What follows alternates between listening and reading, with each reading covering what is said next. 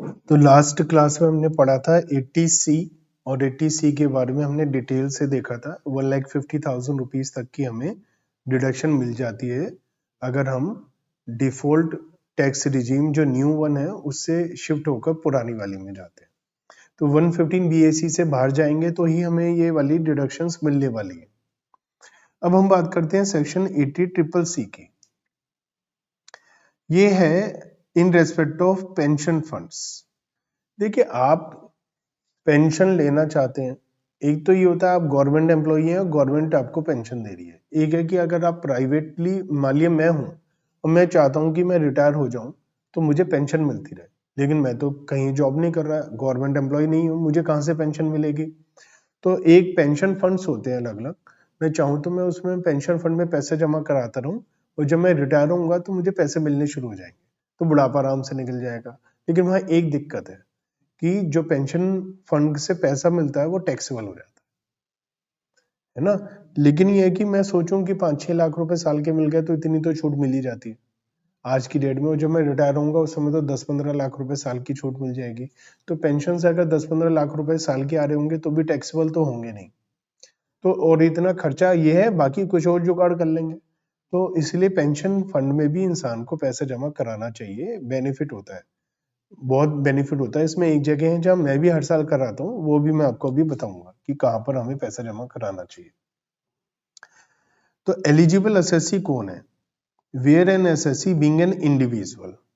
तो इंडिविजुअल है अगर has in the previous year paid और deposited any amount out of his income chargeable to tax to effect और keep in force a contact for annuity plan of LIC। Life insurance corporation of India का LIC का annuity plan है, उसमें आप पैसा जमा कराते हैं, या कोई और इंश्योरेंस है, कंपनी है और उसमें पैसा जमा कराते हैं, जहां सेटअप इस तरीके से किया हुआ है कि वहां से आपको पेंशन मिलेगी, तो आपको डिडक्शन मिल जाएगी टोटल इनकम में से। For this purpose the interest of bonus accrued और credited to the assessee's account shall not be recognised as a contribution. तो यहाँ पर ये लिखा है कि कंट्रीब्यूशन तब मिलेगा, मतलब डिडक्शन आपको 80CCC की तब मिलेगी जब आप पैसा जमा कराएंगे। उस फंड में क्या होता है, एनुअली इंक्रीमेंट भी होता है, कोई आपका बोनस वगैरह या इंटरेस्ट वगैरह के रूप में, तो उसे कंट्रीब्यूशन नहीं माना जाएगा 80CCC के लिए।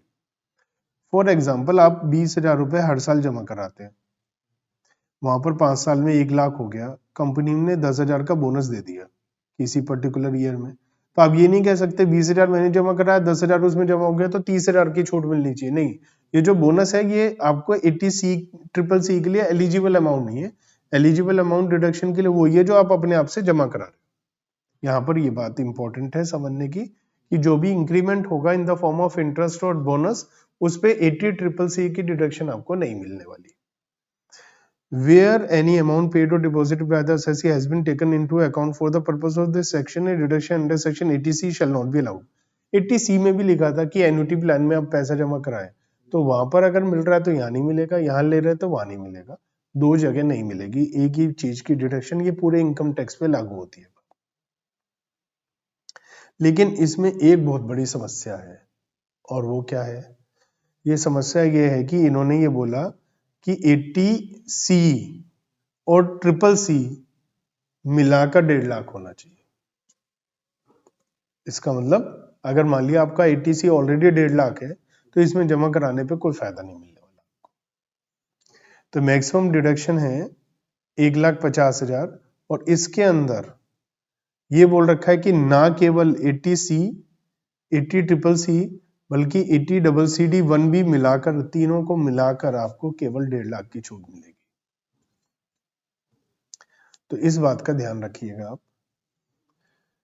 Deemed income, where any amount is standing to the credit of the assessee in the fund in respect of which deduction has been allowed, together with interest or bonus accrued or credited to assessee account is received by assessee और इस nominee। जब भी plan खत्म होगा, surrender होगा, तो ये amount income मानी जाएगी, चाहे असेसी को मिले या नॉमिनी को मिले, है ना, और ये टैक्सेबल हो जाएगी। ये बात मैं आपको बता चुका हूँ कि जो इसका पैसा मिलता है वो टैक्सेबल होता है, ये एक दिक्कत है इसमें।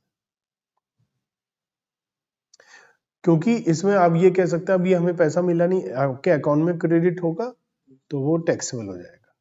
तो 80CCC पेंशन प्लान में पैसा जमा कराते हैं तो 1,50,000 जो 80C के साथ में डिडक्शन है उतनी मिलती है मैक्सिमम। अब हम बात करते हैं CCD जो थोड़ा सा ज्यादा बड़ा है और बहुत चीजें समझने की है। तो section 80CCD deduction in respect of contribution to pension scheme notified by the central government. Deduction under section 80CCD1 would be available to an assessee only if he exercise the option of shifting out of default tax regime। ये तो हमेशा apply हो रहा है, CCC में भी है। If he pays under the optional tax regime, the normal provision of the तभी होगा, हमें शिफ्ट होना पड़ेगा 115BAC से, अदरवाइज हमें डिडक्शन नहीं मिलने वाली है। अब इसमें क्या लिखा है CCD में, pension scheme of central government as per the restructured defined contribution pension scheme application to new entrants to government service, it is mandatory for the person entering the service of the central government on or after 1st January 2004 to contribute 10% of their salary every month towards their pension account।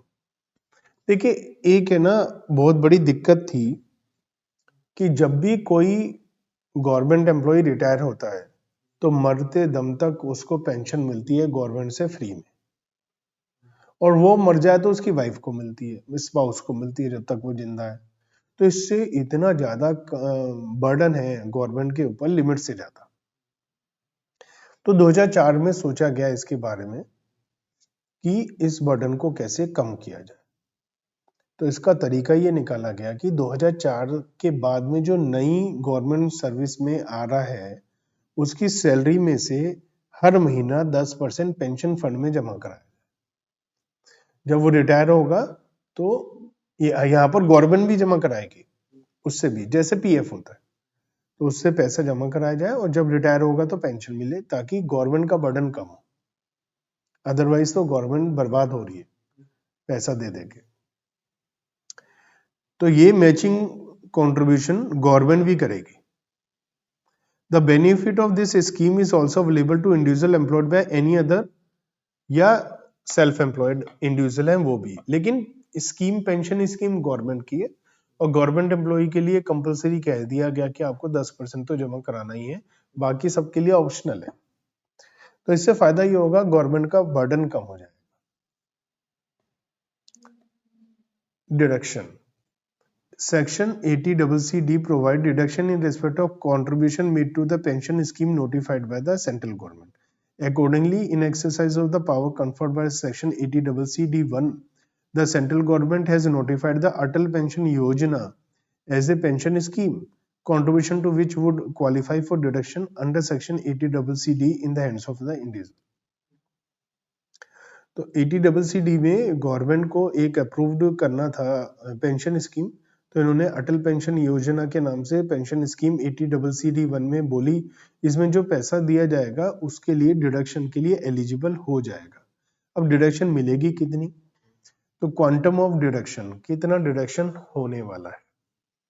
तो section 80CCD1 provided deduction from the amount paid और deposited by the employee in the pension account subject to maximum of 10% of salary. क्योंकि बोला गया 10% compulsory है तो पूरा का पूरा डिडक्शन दे दिया गया।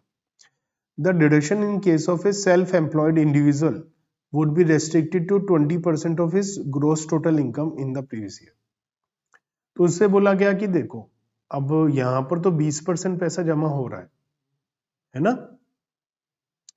तो deduction for the amount paid or deposited by the employee in his pension subject to a maximum of 10% of salary।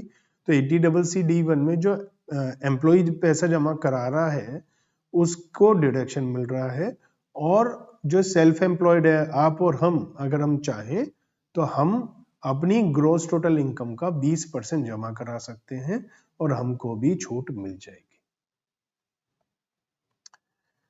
तो अगर गवर्नमेंट एम्प्लॉय है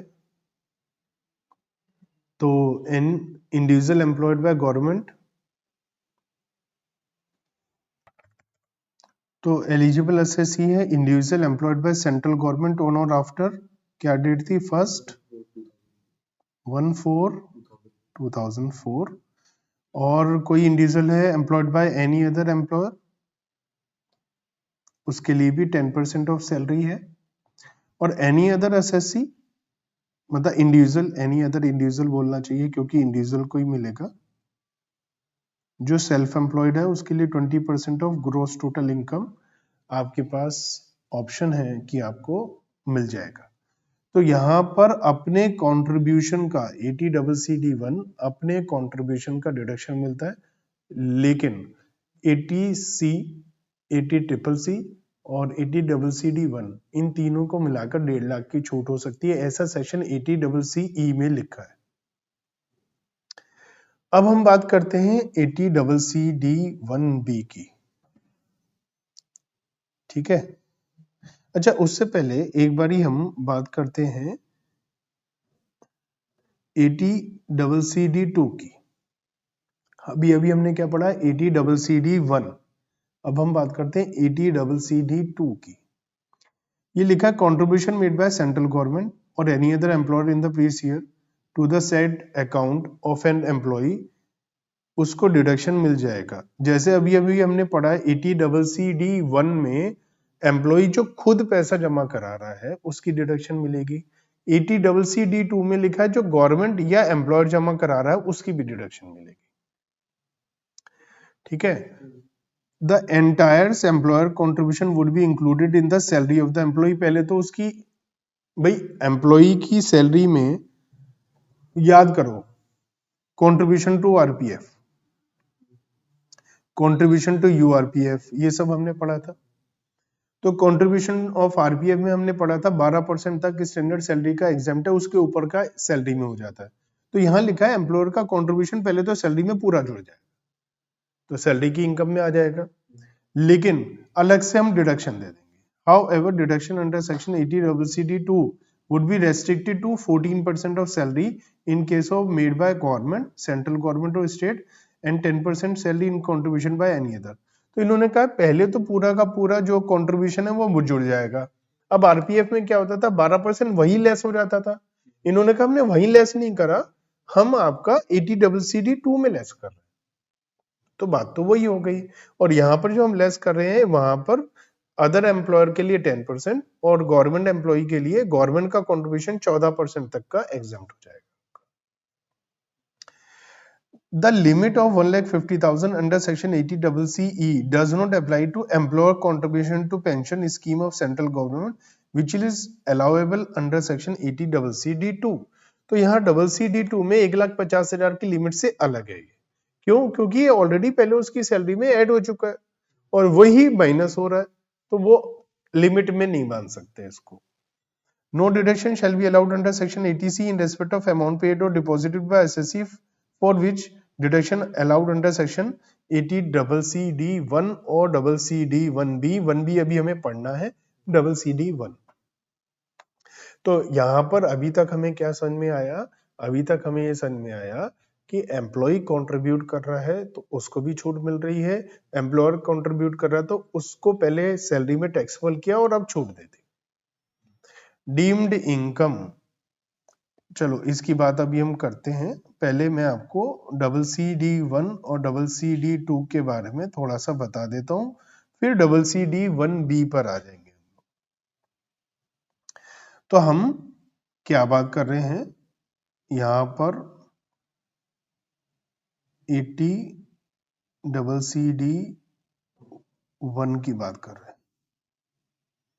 यह है employees contribution to pension fund, ठीक है।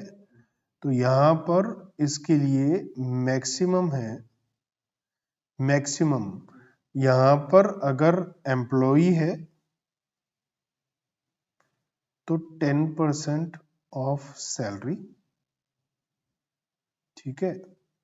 और अगर नॉन एम्प्लॉई है मतलब सेल्फ एम्प्लॉयड है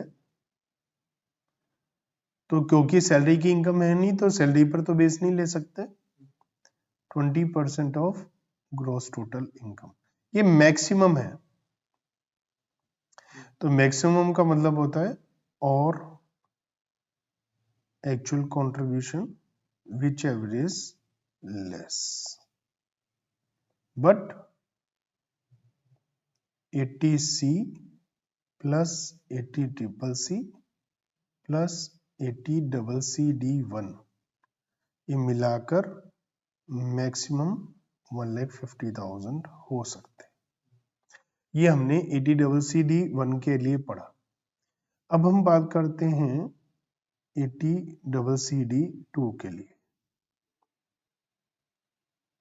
एम्प्लॉयर्स कंट्रीब्यूशन, ये पहले टैक्सेबल होगा अंडर द हेड सैलरी, फिर डिडक्शन मिलेगा अंडर सेक्शन 80CCD2 में, ठीक है। मैक्सिमम, अब मैक्सिमम कितना है? 14% in case of government employee, चाहे स्टेट हो चाहे सेंट्रल हो, और 10% in case of other employees, है ना। बट ये other than ₹1,50,000 limit under section 80CCE। जो 80CCE में ये बोला गया है कि इन सबको मिलाकर आपको 150 मिलेगा, उससे अलग है ये। तो ये अभी तक हमने पढ़ा 80CCD1 और CCD2। अब मैं बताता हूं जहां मैं पैसा जमा कराता हूं, क्योंकि मैं 80C में पूरा 150 लेना चाहता हूं और उसके अलावा भी लेना चाहता हूं, तो उनके लिए है 80CCD1B। ये एक अलग और नया सेक्शन है। ये कहती है कि हम 50,000 रुपए तक और छूट दे देंगे आपको, जो 1,50,000 से अलग है। अगर आप जो भी पैसा जमा कराते हो नेशनल पेंशन स्कीम में, वेदर और not any deduction is allowed, इसका 80CCD1 से लेना देना नहीं है, ये अलग है। Deduction under section 80CCD1B would be available to an employee assessee only if वो हमारा एग्जिट करता 115 BAC से, ये तो बात है ही। Whereas the deduction under section 80CCD1 is subject to oral limit of 1,50,000 under section 80CCE, लेकिन जो डिडक्शन 50,000 की है 80CCD1B में, ये एडिशन टू द 1.5 लाख, तो ये अलग है। तो हम अगर 80CCD1B में पैसा जमा कराते हैं पेंशन स्कीम में, तो हमें अलग से 50,000 की छूट मिलती है, तो इसका फायदा जरूर उठाना चाहिए। अगर हमें पेंशन स्कीम में ही पैसा जमा कराना है, तो हमें बजाय 80CCD1 हमें CCD1B में जाना चाहिए, क्योंकि यहां पर हमें अलग से छूट मिलेगी। तो चलिए, अब आपको ये बात समझ में आ गई, 80CCD1 में एम्प्लॉय का अपना पैसा जो जमा होता है, या असेसी का बोलना चाहिए, क्योंकि एम्प्लॉय के अलावा नॉन एम्प्लॉय भी हो सकता है। तो 80CCD1 में एम्प्लॉय को अपने कंट्रीब्यूशन का पैसा मिलेगा टू पेंशन फंड। ये प्रोविडेंट फंड नहीं है, पेंशन फंड है, ठीक है ना। तो पेंशन फंड का अपने पैसे डिपॉजिट कराने पर एम्प्लॉय है तो 10%, चाहे वो गवर्नमेंट एम्प्लॉय हो चाहे वो नॉन गवर्नमेंट एम्प्लॉय हो, अपने कंट्रीब्यूशन का 10% उसको मिल जाएगा डिडक्शन अंडर सेक्शन 80CCD1। और अगर वो सेल्फ एम्प्लॉयड है तो 20% GTI का जो भी कंट्रीब्यूशन है, ये मैक्सिमम है, तो जो भी कम हो वो आपको मिल जाएगा, लेकिन ये लिमिट में आता है। तो मैं तो आपसे कहूंगा, अगर आप सेल्फ एम्प्लॉयड है तो आप CCD1 में ना जमा करें, आप CCD1B में जमा करें, क्योंकि सेक्शन 80CCD1B कहता है कि आप अगर कंट्रीब्यूट करते हैं नेशनल पेंशन स्कीम में तो आपको मैक्सिमम 50,000 रुपए की एग्जाम डिडक्शन मिलेगी। मैक्सिमम का मतलब जो एक्चुअल में आपने पैसा जमा कराया या 50,000 जो भी कम हो, तो मैक्सिमम 50,000 की डिडक्शन मिलेगी। और ये है अदर देन 1,50,000, 1,50,000 से अलग मिलेगी। तो आप 80CCD1 में जमा कराओगे तो 1,50 ही है मैक्सिमम, यहाँ 1,50 से अलग है तो आप यहाँ पर जमा कराइए। मैं भी इसी में जमा कराता हूँ। और CCD2 में ये है कि अगर एम्प्लॉयर पैसा जमा करा रहा है तो वो सैलरी में पहले जुड़ गया है, तो अब उसकी डिडक्शन अलग से मिलेगी। तो कितनी मिलेगी? अगर वो गवर्नमेंट एम्प्लॉई है तो 14%, जो भी कंट्रीब्यूशन एम्प्लॉयर कर रहा है, गवर्नमेंट कर रही है, उसका 14%। और अगर वो नॉन गवर्नमेंट एम्प्लॉई है तो जो उसका प्राइवेट एम्प्लॉयर जमा करा रहा है उस मैक्सिमम 10% सैलरी का। लेकिन ये लिमिट में नहीं है क्योंकि ये अलग है। तो लिमिट में यहाँ पर केवल CCD1 है, ये बात ध्यान रखिएगा। अब हम बात करते हैं आगे deemed income. The amount standing to the credit of assessee in the pension, जिसकी डिडक्शन क्लेम की जा चुकी है और उसमें जो भी पैसा जमा होता रहेगा वो एसएससी या नॉमिनल को जब अकाउंट क्लोज होगा तो इनकम माना जाएगा, या स्कीम से बाहर बीच में जाते हैं तो इनकम माना जाएगा, और या एन्युटी जब पेमेंट मंथली या एनुअली मिलती रहेगी तो भी वो इनकम माना जाएगा। लेकिन अगर डेथ के केस में मिलता है तो फिर ये टैक्सेबल नहीं होगा। Further, the assessee shall be deemed not to have received any amount in the previous year if such amount is used for purchasing an annuity plan in the same previous year. तो यहाँ लिखा है assessee shall be deemed not to have received any amount in the previous year if such amount is used for purchasing an annuity plan in the same previous year. तो ये भी हम मानेंगे उसने एक और नया एन्युटी प्लान खरीद लिया तो उसका लिए टैक्सेबल नहीं होगा। Notes: exemption on payment from NPS trust to an assessee on closure of his account or opting out pension scheme। तो लिखा है as per section 80CCD on payment of national pension scheme trust to the assessee on account of closure opting out is chargeable to tax। ये हमने पहले अभी पढ़ लिया है। सेक्शन 10(12)A कहता है provided that any payment from NPS trust to an assessee on account of closure or opting out to the extent it does not exceed 60% of total amount payable to him at the time of closure or is opting out of shall be exempt। तो अगर आप जिस समय ये बंद हो रहा है उस समय जो पैसा ले रहे हैं उसमें 60% तक का अमाउंट अगर आप लेते हैं तो टैक्सेबल नहीं होगा, अगर उसके ऊपर का टैक्सेबल हो जाएगा। लमसम भी लेने का ऑप्शन होता है उसमें। Assumption on payment from NPS on partial withdrawal to provide relief to an employee, provide that any payment from NPS to an employee under the pension scheme referred to 80CCD on partial withdrawal made out of his account in accordance with the terms and condition and the regulation made under the shall be exempt to the extent it does not exceed 20% of contribution made by। तो 25% तक contribution है, अगर employ को वो बीच में निकालता है तो किसी जरूरत पड़ने पर टर्म्स एंड कंडीशन है तो वो भी टैक्सेबल नहीं होगा। तो क्या है हमने अभी तक क्या पढ़ा वो सब हमने यहाँ लिखा है कि 80C में 1,50,000 तक है, 80CCC में 1,50,000 है। अब पूरा 1,50,000 80CCC से ले सकते हो, क्या दिक्कत है? 80C में आप कुछ मत करो, 80CCC में पूरा आप जमा करा दो पेंशन फंड में, 1.5 लाख मिल जाएगा। CCD1 contribution to NPS of government है, वहां पर एम्प्लॉयज के लिए 10% और नॉन एम्प्लॉयज के लिए सेल्फ एम्प्लॉयड के लिए 20% और जीटीआई है।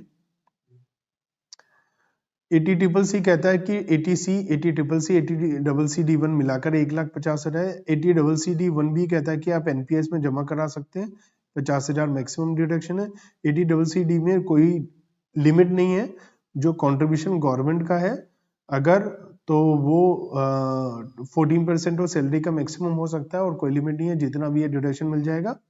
अगर एनी अदर एम्प्लॉयर है तो वहां पर जो भी एम्प्लॉयर का डिडक्शन है 1,50,000 की लिमिट से बाहर है, लेकिन ये 10% मैक्सिमम हो सकता है।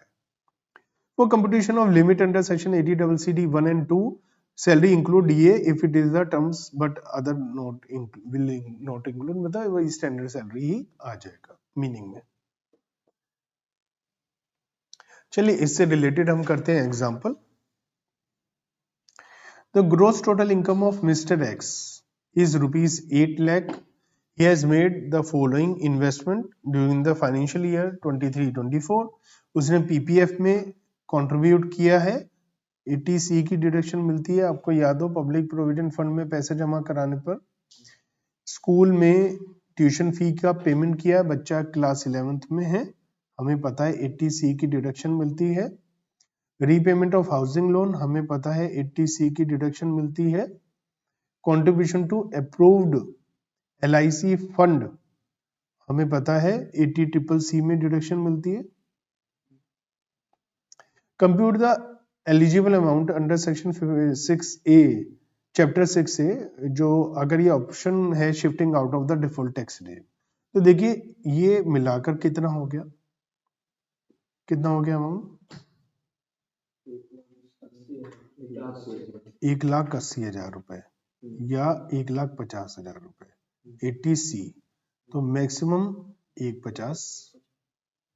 ठीक है, अब ये 80CCC है, डिपॉजिटेड 1,05,000 या 1,50,000, जो भी कम हो, तो 80CCC में कितना आ जाएगा 1,05,000।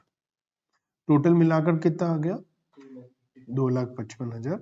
तो 80CCE कहता है मैक्सिमम 150 हो सकता है, तो जो भी कम हो तो कितना होगा, तो 1,50,000 की इन्हें डिडक्शन मिलेगी।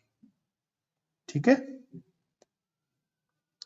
क्वेश्चन नंबर 7 की बात करते हैं। क्वेश्चन नंबर 7 क्या कहता है,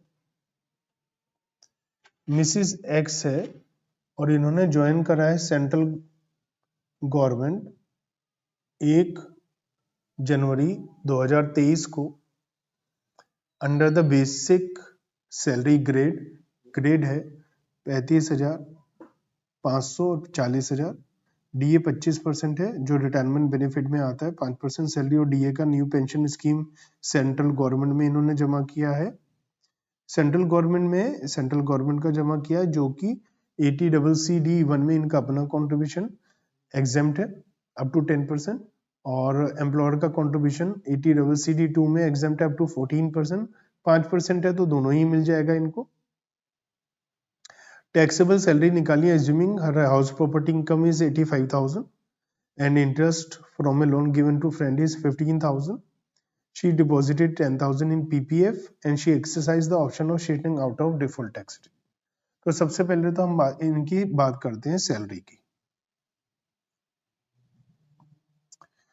तो सैलरी में इन्होंने ज्वाइन करा है 1 जनवरी 2023 को, तो 1 जनवरी 2023 से लेकर 31 दिसंबर 2023 तक इनकी सैलरी रहने वाली 35,000।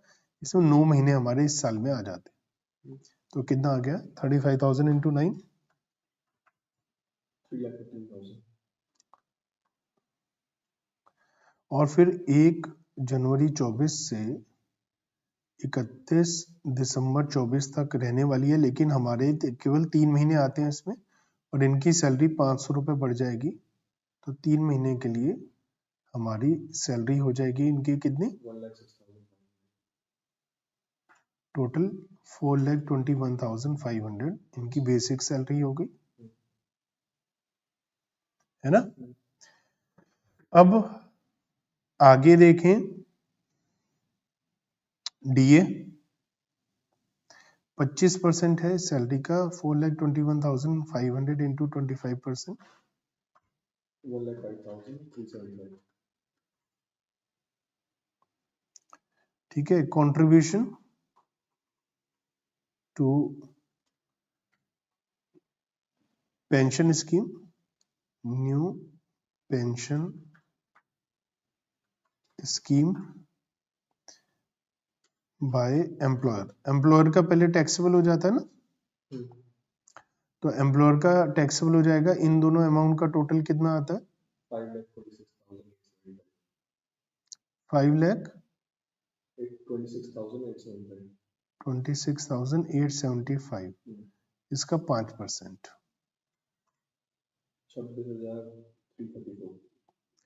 26,344, 26,344 ये पहले टैक्सेबल हो जाएगा। बाद में हमें डिडक्शन मिल जाएगा अंडर सेक्शन 80CCD2। ठीक है ना?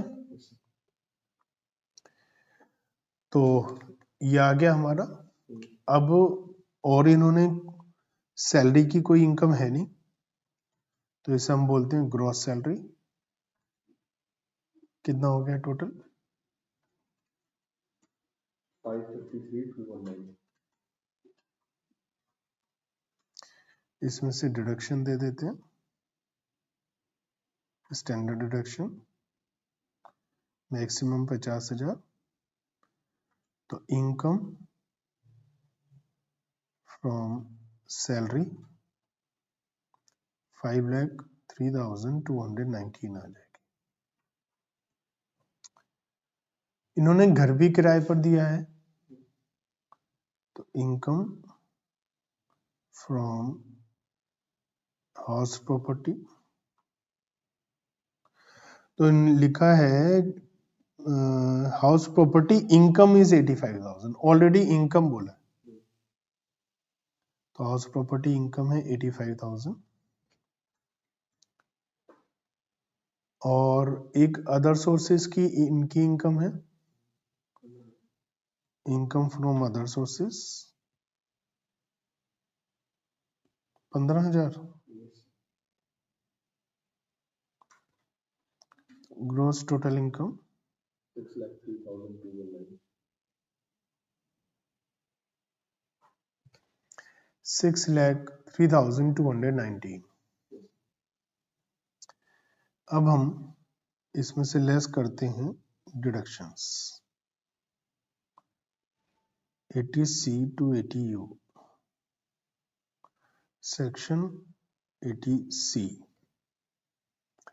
अब 80C में इन्होंने पीपीएफ में पैसा जमा कराया 10,000, तो डिडक्शन मिल जाएगा।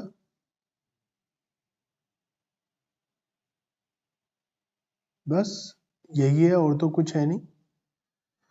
सेक्शन 80CCD1 में जो इन्होंने पैसा न्यू पेंशन स्कीम में खुद ने पैसा जमा कराया है, वो मिलेगा। तो वो है 26,344। ये टोटल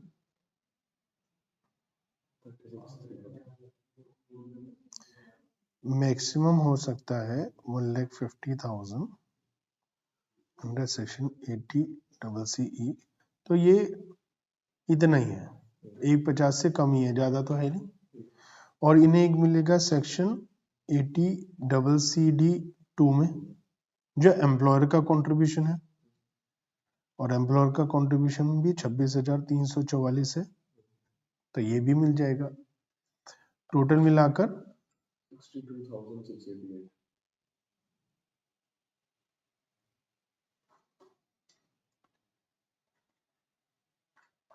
तो ये टैक्सेबल इनकम आ जाएगी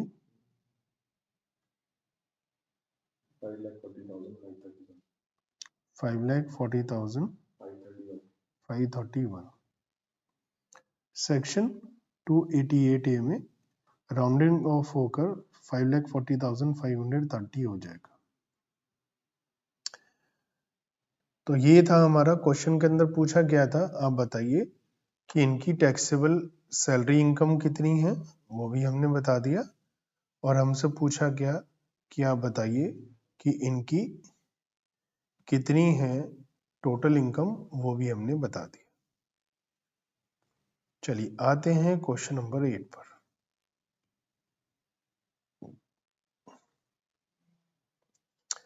gross total income mister x की हमें 5 लाख रुपए बता रखी है। कंट्रीब्यूशन टू पीपीएफ 80C की डिडक्शन मिल जाती है। ट्यूशन फीस 80C की डिडक्शन मिल जाती है। हाउसिंग लोन की पेमेंट 80C की डिडक्शन मिल जाती है। ये तो CCC लिखा ही है। तो टोटल मिलाकर एक ऐसा पहले भी हम कर चुके हैं, एग्जाम्पल या क्वेश्चन एग्जाम्पल था। तो ये सारा मिलाकर कितना हुआ 1,40,000। कोई टेंशन नहीं है। और ये ट्रिपल सी में 50,000, ये भी कोई टेंशन नहीं है। ठीक है, टोटल मिलाकर 1,00,000। लेकिन 80CC कहता है ये मैक्सिमम हो सकता है 50, तो डिडक्शन मिलेगी 1,50,000। ठीक है, यही पूछा गया था क्वेश्चन के अंदर। क्वेश्चन नंबर 9, मिस्टर एक्स ई लिमिटेड में काम करते हैं, रिकॉग्नाइज प्रोविडेंट फंड मेंटेन करते हैं, एनपीएस भी मेंटेन करते हैं। सैलरी 75,000 पर मंथ है, 10% सैलरी का एनपीएस में जमा किया है, 15% आरपीएफ में, और एम्प्लॉयर ने भी दोनों स्कीम में पैसा जमा किया है। हाउस प्रॉपर्टी की इनकम भी बता रखी है, और 80CC में जो इन्वेस्ट किया वो भी बता रखी है। टोटल इनकम हमें निकालना है। तो सैलरी की बात करते हैं पहले। Basic 75,000 into 12, 9 lakh. Employer's contribution to NPS, वो लिखा है टैक्सेबल हो जाता है, तो 10% किया है ना, तो 90,000 rupees. Employer's contribution to RPF, इन्होंने 15% जमा किया है ना, तो कितना होता है 15%? 1,35,000। इसमें से एग्जेम्प्ट हो जाता है ये यहीं पर ही 12%, तो 9 लाख का 12% कितना हो गया? 1,08,000। तो 1,08,000 एग्जेम्प्ट हो गया, ये यहीं पर ही एग्जेम्प्ट हो जाता है, और 27,000 टैक्सेबल हो गया।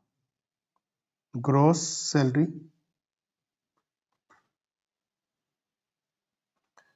कितनी आ गई? 10,17,000।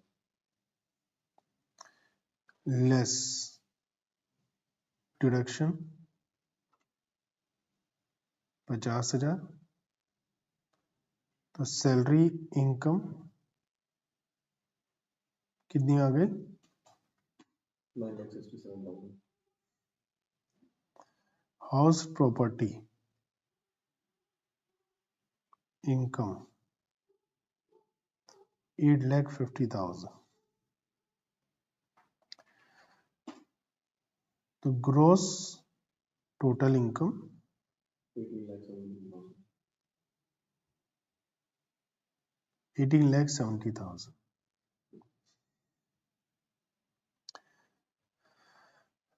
लेस करते हैं deductions under section 80C to 80U, section 80C। एक तो contribution to recognise provident fund है, जो इन्होंने कंट्रीब्यूशन किया है 1,35,000 रुपए,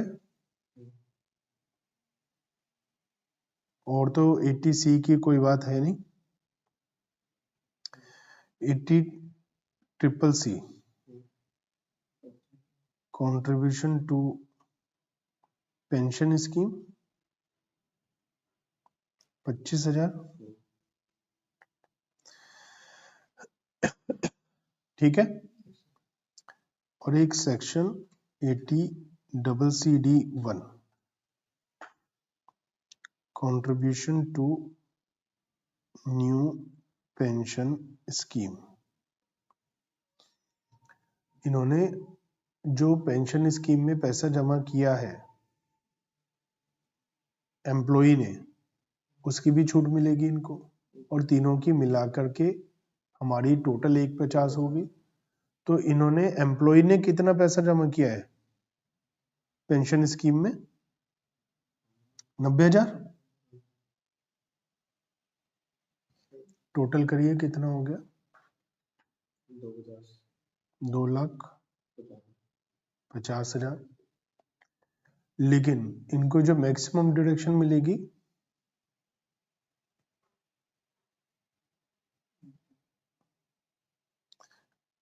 वो 1,50,000 मिलेगी। तो 1,50,000 तो ये हो गई।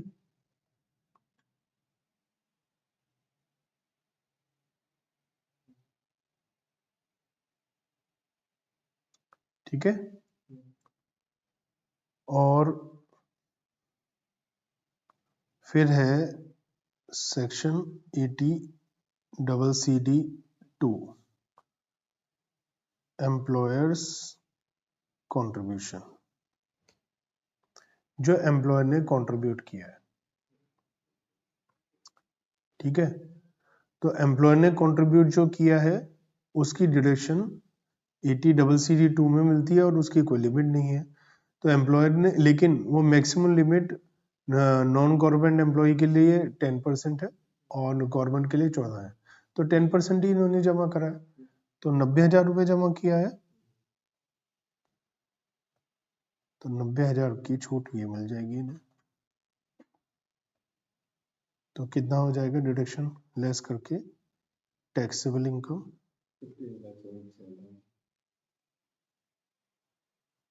15,77,000। Question number 10. Following are the particulars of investment made by X who is employed with B Limited.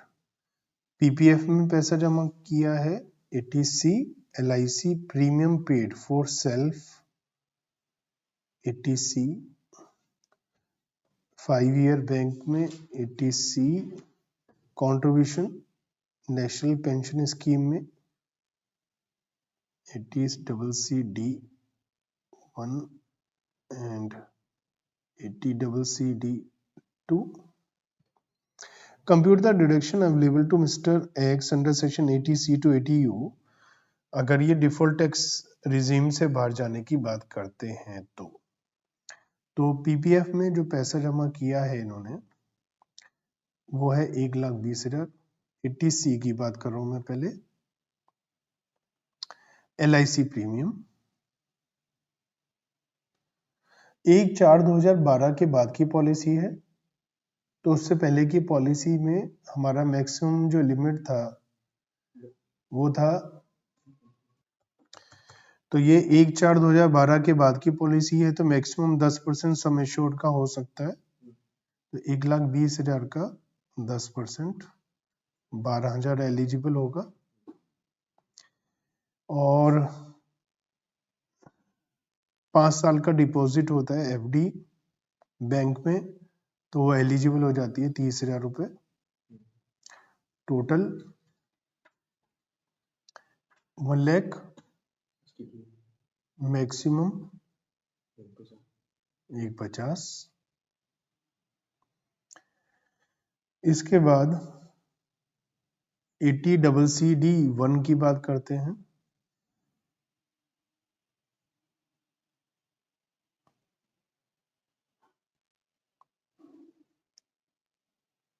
तो इन्होंने कंट्रीब्यूशन किया है 1,20,000 being 10% of his salary to the NPS। 1,20,000, ठीक है ना, और ये हो गया 2,70,000। 1,50 का 80C हो गया और 1,20 का 80CCD1 हो गया। लेकिन जो दोनों हैं वो दोनों मिलाकर भी क्या होंगे 1,50, है ना। तो इसका मतलब 1,50,000 की डिडक्शन होगी under section 80C and 80CCD1। ठीक है, अब सेक्शन 80CCD2 में जो एम्प्लॉयर ने भी सेम ही अमाउंट डिपॉजिट किया है 1,20,000। ठीक है, तो उसकी बिना किसी लिमिट के डिडक्शन मिल जाती है हमें। तो टोटल मिलाकर जो हमें डिडक्शन मिलेगी वो कितनी मिल जाएगी? 2,70,000 सेक्शन 80C से 80U में जो डिडक्शन मिलेगी।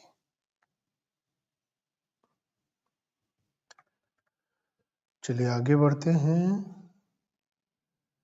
और अब हम बात करते हैं डिडक्शन अंडर सेक्शन 80CC जो अग्निपथ स्कीम है उससे रिलेटेड।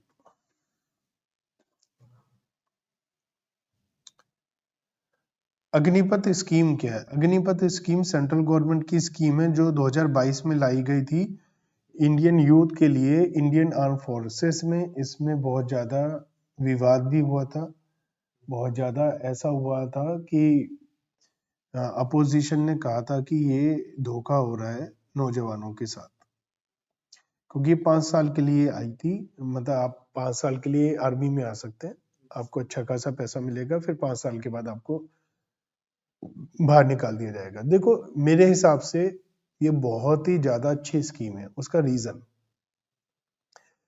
एक तो देखिए, अगर देखा जाए बहुत बड़ी जो वॉर हुई थी इंडिया की, वो पाकिस्तान से 1-2 बार हो चुकी है, एक बार चाइना से हो चुकी है। उसके बाद बहुत बड़ी वॉर कभी हुई नहीं। इंडिया में दुनिया की सबसे बड़ी आर्मी है, दुनिया की सबसे बड़ी आर्मी इंडिया की है, इससे ज्यादा आर्मी किसी की नहीं है। तो खर्चा भी बहुत ज्यादा है, और ऐसी अब फ्यूचर में पता है, अब लड़ाई बहुत आसान नहीं रह गई है दो बहुत बड़ी कंट्री के बीच में। अब लड़ाई की जो होगी वो ऐसी होगी फ्यूचर में, एक बड़ी कंट्री छोटी कंट्री को तो दबा सकती है। ऐसा कभी नहीं होगा चाइना इंडिया आपस में लड़ रहे हैं, क्योंकि बर्बाद हो जाएगा, दोनों ही देश बर्बाद हो जाएंगे, और कोई भी अपनी इकोनॉमी बर्बाद करना नहीं चाहेगा। इसलिए अमेरिका चाइना से जितना मर्जी धमकाता रहे, लड़ाई करता रहे, कुछ आपस में ये वॉर कभी डायरेक्टली नहीं करेंगे, वॉर होगी इनडायरेक्टली। कैसे? यूक्रेन और रशिया की लड़ाई हो रही है, लेकिन अब अमेरिका क्या कर रहा है? अमेरिका यूक्रेन को पूरे हथियार दे रहा है, और केवल अमेरिका नहीं, पूरी यूरोपियन कंट्रीज अपने हथियार दे रही है, और वो लड़ रहे हैं उससे। इससे क्या कर रहे हैं? वो धीरे धीरे रशिया को थोड़ा सा डाउन कर रहे हैं। रशिया उलझा रहा है। रशिया क्या कर रहा है? रशिया अपनी एक्सरसाइज कर रहा है, क्या क्या कमियां उन्हें पहचान रहा है, ताकि आगे जाकर कभी जरूरत पड़ी बड़ी कंट्री के साथ लड़ाई करने की तो उसमें उन्हें हेल्प मिल सके। कुल मिलाकर अब बहुत कम, और अगर रशिया यूक्रेन की हेल्प अमेरिका या यूरोपियन कंट्रीज कर रही हैं, तो अपनी आर्मी नहीं भेज रहे, वो हथियार दे रहे। फ्यूचर में तो ड्रोन, अनपायलट वाली आइटम्स हैं, पायलट लेस हमारे बड़े बड़े जहाज होंगे। तो कहने का मतलब यह है कि आर्मी जो हमारी जमीन से लड़ाई करते हैं उनकी इतनी जरूरत फ्यूचर में नहीं है। इनकेस इमरजेंसी में जरूरत पड़ी तो जहां पर पॉपुलेशन बहुत कम है, जैसे इजराइल में भी, ब्रिटेन में भी, वहां पर क्या है, कंपलसरी हर आदमी को मिलिट्री ट्रेनिंग करनी कंपलसरी है। अब इजराइल का तो आपको पता ही है, रोजाना पंगा होता रहता है, वो घिरा हुआ है चारों तरफ से। तो उसमें क्या, हर इंसान की मिलिट्री ट्रेनिंग कंपलसरी है। उससे क्या फायदा होगा कि हर एक ने मिलिट्री ट्रेनिंग करी है, जरूरत पड़ने पे वो काम आ पाएगा। अगर मेरे से कहा जाए चलो जी देश को जरूरत है और आ जाओ, तो मुझे बंदूक चलानी नहीं आती, उठानी नहीं आती, मैं क्या करूंगा? लेकिन अगर मुझे सब कुछ आता है तो मैं हेल्प कर सकता हूँ देश सेवा के लिए। तो ये सोचा गया कि 5 साल के लिए यूथ आए, पैसा कमा लिया उन्होंने, अपना काम धंधा करना है काम धंधा करे, कोई और जॉब करनी है और जॉब कर ले, इससे रिलेटेड जॉब कर ले। लेकिन 5 साल बहुत बड़े नहीं, 5 साल तो पढ़ाई में खत्म हो जाते हैं। मान लिया आपकी 21, 22, 23 साल में भी जॉब लग गई, 5 साल में 28 साल के तो हुए, और अच्छा खासा पैसा इकट्ठा हो गया, शादी करो और काम कर लो, और मिलिट्री ट्रेनिंग हो गई। तो ये एक बहुत सोची समझी, बहुत समझदारी वाली एक स्कीम है। अपोजिशन का काम ही अपोज करना है, लेकिन ये बहुत बढ़िया स्कीम है, क्योंकि जरूरत नहीं है अब बहुत ज्यादा आर्मी को इकट्ठा करते रहो। और वैसे भी अगर कभी लड़ाई हुई तो जवान लोगों की जरूरत होगी, ना कि बूढ़े लोगों की। तो आर्मी में अगर बूढ़े लोग होंगे उससे अच्छा तो जवान होंगे ना, है ना? तो meaning of Agniveer corpus fund क्या है? अग्निवीर कॉर्पस फंड का मतलब है फंड जहां पर पैसा जमा होगा. Contribution of all the Agniveer and matching contribution of the central government along with interest on both these contribution are held. Just like provident fund, just like हमारा भी पेंशन फंड है, यहाँ पर क्या होगा, अग्निवीर का भी पैसा जमा होगा उनकी सैलरी से और गवर्नमेंट का भी पैसा जमा होगा. फीचर क्या है इसका, each Agniveer is to contribute 30% of his monthly package to the Agniveer Corpus Fund. Further, the government will also contribute. दोनों 30% महीने, हर महीने का जमा हो रहा है, तो 60% तो यही जमा हो रहा है. The government will also pay to the subscriber interest on as approved from time to time. Interest भी आएगा. डिडक्शन 80CC पहले नहीं होता था, 2022 से नया सेक्शन आया है. Section 80CC provide deduction in respect of contribution made in the Agniveer Corpus Fund by the individual enrolled in the Agnipath scheme at the central government. तो जो कंट्रीब्यूशन हुआ है इंडिविजुअल का उस पर डिडक्शन मिलेगी. अमाउंट क्या होगा, section 80CC1 provided deduction for the amount paid or deposited by an assessee being an individual enrolled in Agnipath scheme and subscribing to Agniveer Corpus Fund on or after 1/11/22 in his account in the Agniveer Corpus Fund. Deduction under section 80CC would be available to an individual only if he has exercised the option of shifting out. अब एक बताओ, CCD1 की तरह हुआ या नहीं? CCD1 में क्या लिखा था, सेंट्रल गवर्नमेंट का एम्प्लॉय का जो कंट्रीब्यूशन है उसकी डिडक्शन मिलेगी. यहाँ की लिखा है इसकी डिडक्शन मिलेगी, लेकिन वहां 1,50,000 की लिमिट में था वो, यहाँ तो ऐसा कुछ नहीं बोला.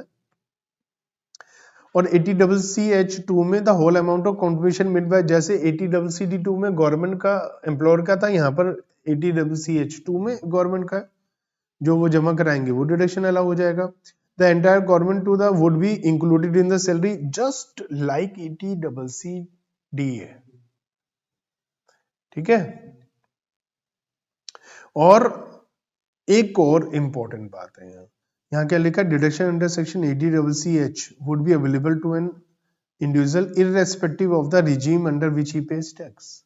कोई भी रिजीम हो उसके हिसाब से उसको डिडक्शन मिल जाएगा. तो बहुत ही अच्छी स्कीम है. अगर हम देखें जो हमारी CCD2 थी उसी टाइप का सब कुछ यहाँ पर दे रखा है.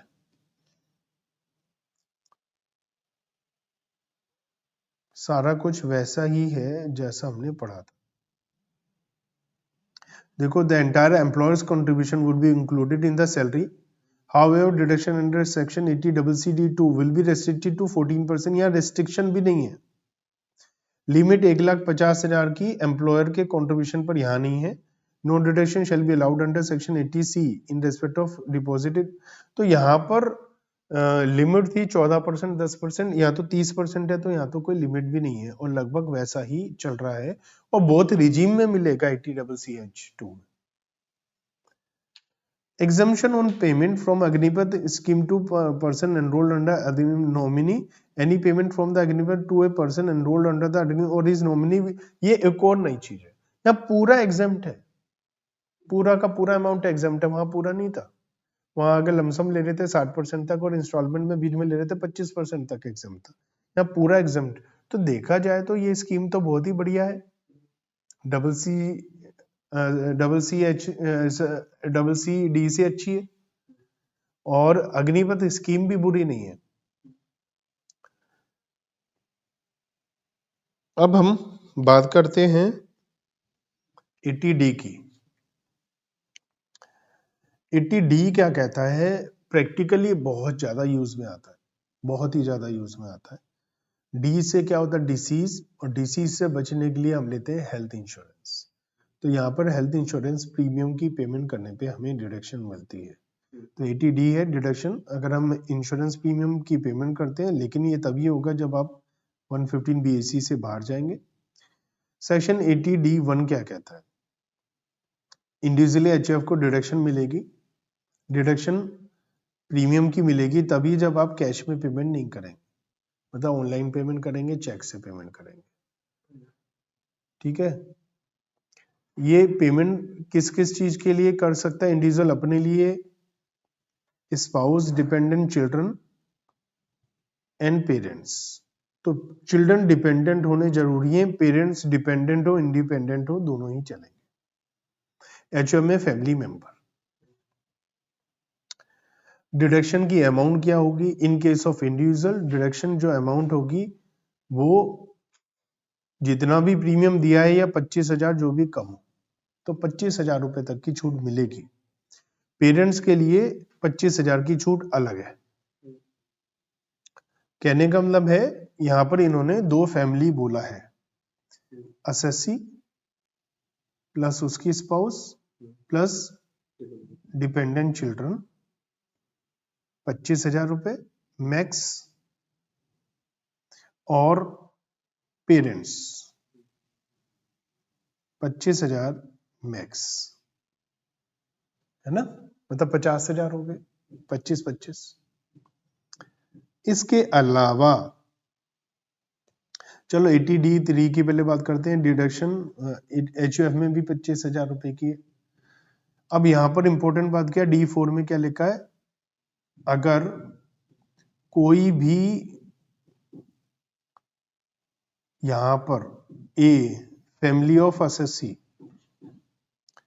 अगर कोई भी सीनियर सिटीजन हुआ तो ये 50,000 तक जा सकता। देखिए सीनियर सिटीजन का हेल्थ इंश्योरेंस बहुत ज्यादा होता है, तो उसको केस में 50,000 तक की लिमिट हो जाएगी। तो ये अगर इसमें मान लिया असेसी या इसके स्पाउस या कोई और अगर सीनियर सिटीजन है तो ये 25 की बजाय 50,000 तक मैक्सिमम हो सकता है। ठीक है, और 80D2A2B क्या कहता है? If payment has been made in any manner including cash by an individual for the preventive health checkup of self, spouse, parents और dependent children during the year, तो 5,000 रुपए की और छूट मिल जाएगी। लेकिन ये 5,000 की छूट 25-50,000 की लिमिट के अंदर है। मतलब आप हेल्थ चेकअप कराओगे, ब्लड टेस्ट वगैरह होता है तो उसकी भी आपको छूट मिल जाएगी। ठीक है, तो हम लोगों को कौन कौन सी छूट मिल रही है? 25,000 रुपए हमारी 25,000 है, और साथ में सीनियर सिटीजन के केस में 50,000 रुपए की छूट है। तो ए, बी और सी कहने का मतलब है चाहे असेसी की फैमिली, चाहे उसके पेरेंट्स सीनियर सिटीजन हो, चाहे एचयूएफ में कोई सीनियर सिटीजन हो, उन सबकी लिमिट बढ़कर 50,000 हो जाएगी अगर कोई भी सीनियर सिटीजन है। सीनियर सिटीजन कौन होता है? As per income tax act senior citizen वो होता है जिसकी एज 60 साल है और वो रेजिडेंट है। तो रेजिडेंट होना चाहिए, 60 साल का होना चाहिए, तो लिमिट 25 के बजाय 50 हो जाएगी। लेकिन प्रिवेंटिव हेल्थ चेकअप के अंदर वो जो 5,000 है वो इस 25 या 50,000 की लिमिट में है। इसका मतलब टोटल मिलाकर असेसी को 1 लाख रुपए तक की छूट मिल सकती है अगर असेसी और उसकी फैमिली में कोई सीनियर सिटीजन है और उसके पेरेंट्स भी सीनियर सिटीजन है, तो मिलाकर के 1 लाख रुपए तक की छूट हो सकती है, प्रोवाइडेड इतना प्रीमियम दिया हो। अगर प्रीमियम देंगे तभी तो छूट मिलेगी इतनी। तो ये हो गया। ठीक है, और 5,000 की लिमिट उसी में 25-50,000 के अंदर इंक्लूडेड है। ठीक है, हेल्थ इंश्योरेंस गवर्नमेंट की अप्रूव्ड होनी चाहिए, जनरल इंश्योरेंस कॉर्पोरेशन की होनी चाहिए, इंश्योरेंस रेगुलेटरी डेवलपमेंट अथॉरिटी वो होना चाहिए। If government employee including retired government employee and employee of certain body invest the amount to central government health scheme, then the amount will be allowed as a deduction. Further payment or contribution made by assessee to such other health insurance may be notified, the आपको deduction मिल जाएगी। ठीक है, इसके अलावा एक बात और है, एक बात नोट कर लीजिए, यहाँ पर एक पॉइंट लिखने से यहाँ रह गया है कि अगर सीनियर सिटीजन है कोई भी, चाहे वो असेसी है या पेरेंट्स हैं, ठीक है, सीनियर सिटीजन है और नो हेल्थ इंश्योरेंस, और हेल्थ इंश्योरेंस है नहीं, तो एक्चुअल एक्सपेंसेस ऑन मेडिकल और ₹50,000 विच एवर इज लेस आपको डिडक्शन मिल जाएगी। तो अगर आपने हेल्थ इंश्योरेंस कराया है तो 80D में डिडक्शन आपको मिलनी है, लेकिन अगर आपका हेल्थ इंश्योरेंस नहीं हो पाया और आपने इलाज पे खर्चा किया है सीनियर सिटीजन के, तो उस पर भी 50,000 रुपए तक की छूट आपको मिल जाएगी। कुल मिलाकर सीनियर सिटीजन के लिए 50,000 तक की छूट है, और अगर सीनियर सिटीजन नहीं है तो यहाँ पर वो नहीं मिलेगी। 25,000 वाली बात यहाँ पर नहीं है मेडिकल एक्सपेंसेस में। मेडिकल एक्सपेंसेस के लिए तो सीनियर सिटीजन होना जरूरी है। तो अब हम कुछ एग्जाम्पल देख लेते हैं। हाँ, एक बात और, कई बार क्या होता है, आप मोर देन 1 ईयर के लिए एक साथ पेमेंट कर देते हैं। मैंने खुद पेमेंट करी थी क्योंकि 15% का डिडक्शन मिल रहा था। फैमिली के लिए हेल्थ इंश्योरेंस पॉलिसी होती है, तो अगर आपने सपोज 40,000 रुपए 2 ईयर के लिए दिया है, तो आपका 20,000 रुपए पर एनम के हिसाब से डिडक्शन आपको मिलेगा। ठीक है, तो इस बात का आपको ध्यान रखना है, जितने भी ईयर है उससे डिवाइड करिए, उस हिसाब से डिडक्शन मिलेगा। तो if premium is paid for more than 1 year, तो प्रीमियम जो है अमोर्टाइज्ड हो जाएगा और आपको हर ईयर में अमोर्टाइज्ड अमाउंट का मिलेगा। तो अगर preventive health check, medical health insurance premium की पेमेंट करी है, तो डिडक्शन इंडिविजुअल को, फैमिली के लिए भी मिलेगी, पेरेंट्स के लिए भी मिलेगी, और एचयूएफ को मेंबर के लिए भी डिडक्शन मिलेगी। आप कंट्रीब्यूशन कर सकते हैं सेंट्रल गवर्नमेंट या स्टेट गवर्नमेंट की फंड उसके लिए, तो आप अपनी एसएससी का अपना और फैमिली के लिए जो अगर वो कंट्रीब्यूट करता है तो वो डिडक्शन मिलेगी। यहाँ पेरेंट्स और एचयूएफ के लिए अवेलेबल नहीं है ये। प्रिवेंटिव हेल्थ चेकअप करवाया जा सकता है, वो एसएससी की अपनी, फैमिली और पेरेंट्स के लिए अलाउ है, एचयूएफ के लिए वो भी नहीं है।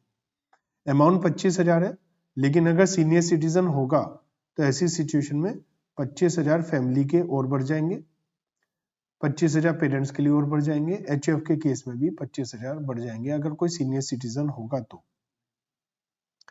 Medical expenditure on health of senior citizen, अगर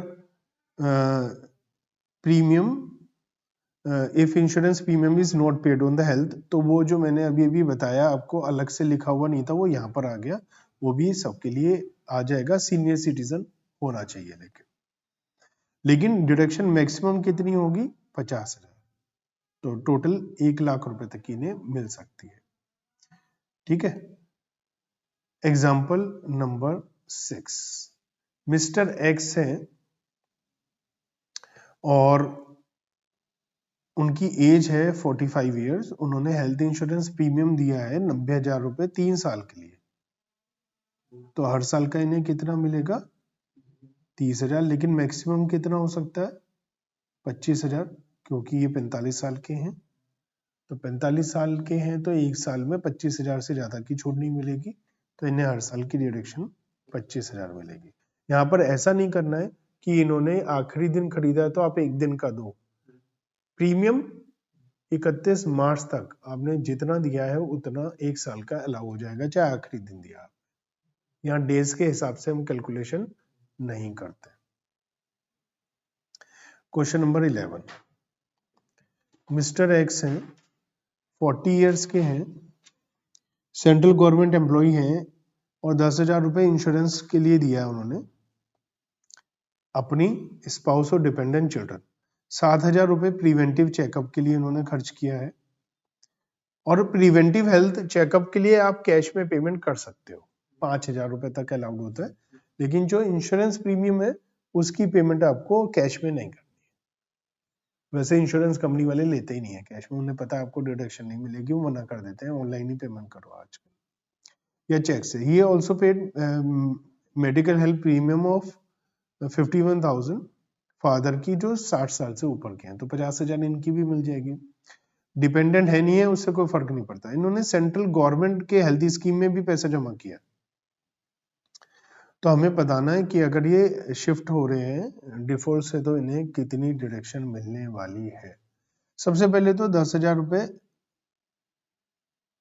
self plus spouse plus children dependent, है ना।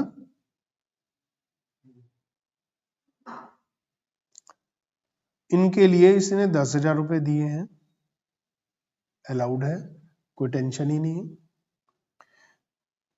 चेकअप के लिए दिया है 7,000, बट मैक्सिमम 5,000 अलाउड होगा, उससे ज्यादा नहीं होगा।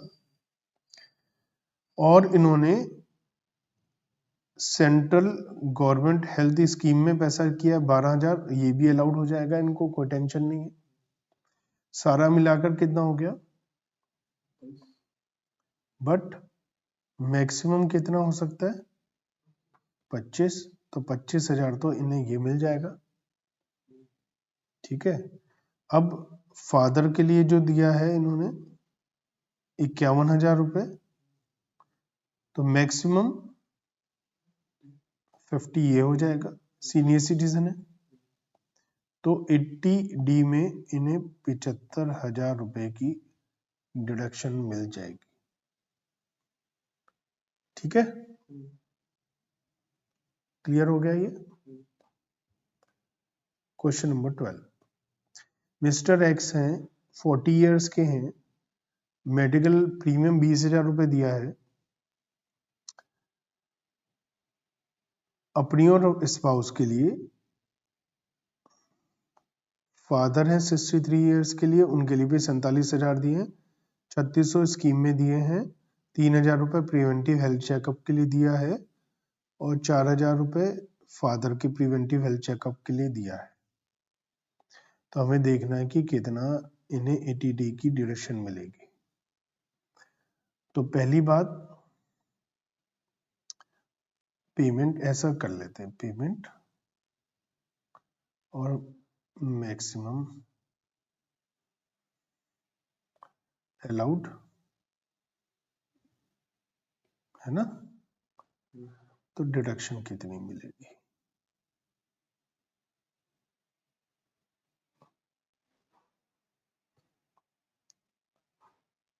ठीक है।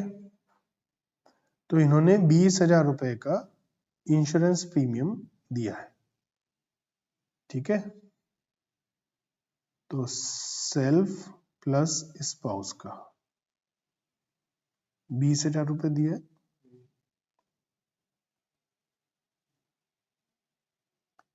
हेल्थ चेकअप के लिए भी कुछ पेमेंट करा है इन्होंने, कितना 3,000। चेकअप के लिए चेकअप के लिए 1 मिनट पहले contribution to central government health scheme में भी पैसा जमा किया है इन्होंने, और 3,600, है ना। तो और फिर इन्होंने चेकअप के लिए दिया है, और चेकअप के लिए कितना दिया है 3,000, ठीक है। तो हम अगर देखें ये 3,000 लिमिट के अंदर आ रहा है, मैक्सिमम लिमिट इनकी 5,000 होती है। यहाँ तो कोई इंडिविजुअल लिमिट नहीं है, इंडिविजुअल इनकी लिमिट 25,000 रुपए तक की है ना। इसका टोटल किया, टोटल कितना आ गया 26,600, लेकिन मैक्सिमम लिमिट सबकी मिलाकर 25 है, क्योंकि कोई सीनियर सिटीजन नहीं है, तो इन्हें डिडक्शन 25,000 रुपए की मिलेगी। ठीक है, ये बात क्लियर हो गई। अब पेरेंट्स की बात करते हैं। पेरेंट्स के लिए इन्होंने कितना दिया है प्रीमियम 47,000, तो इनके पास सीनियर सिटीजन है तो 50,000 तक की लिमिट है। चेकअप के लिए कितना दिया है? 4,000, 5,000 तक की लिमिट है। टोटल कितना हो गया? लिमिट 50,000 की है, तो कितना डिडक्शन मिलेगा? 50,000 रुपये और टोटल 75,000 की डिडक्शन मिल जाएगी। ठीक है, इससे ज्यादा आपको नहीं आएगा, ये मैक्सिमम है जो आपके क्वेश्चन के अंदर आ सकता है। ठीक है, तो नेक्स्ट क्लास में हम लोग 80DD से पढ़ेंगे। 80D तक हमने पढ़ा और इसके अंदर जो आज हमने पढ़ा है इसमें 80D बहुत ही ज्यादा इंपॉर्टेंट है, क्योंकि 80D प्रैक्टिकली भी बहुत ज्यादा यूज होता है, और बल्कि सारे 80C, 80CCD और ये 80D, ये सभी प्रैक्टिकली सबसे बहुत ज्यादा यूज होने वाले हैं। सबसे ज्यादा डिडक्शन से इनमें सब लेते हैं, तो ये काफी अच्छे हैं, इनको ध्यान से